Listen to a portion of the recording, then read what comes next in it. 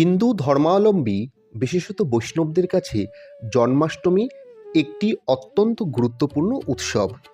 বিষ্ণুর অবতার কৃষ্ণের জন্মদিন হিসাবে পালিত হয় জন্মাষ্টমী।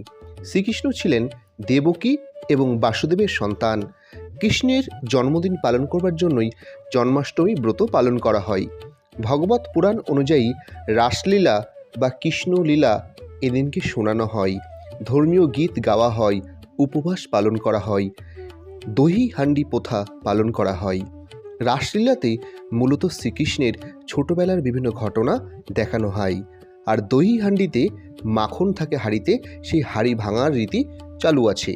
মধ্যরাতে ছোট কৃষ্ণকে স্নান করিয়ে কাপড় দিয়ে মোছা হয়, দোলনা সাজানো হয়, এরপরে উপবাস ভঙ্গ করা হয়। গৃহস্থ মহিলারা বাড়ির বিভিন্ন দরজায় শ্রীকৃষ্ণের পদচিহ্ন এঁকে দেন শ্রীকৃষ্ণের আগমন যাত্রাকে বোঝানোর জন্য।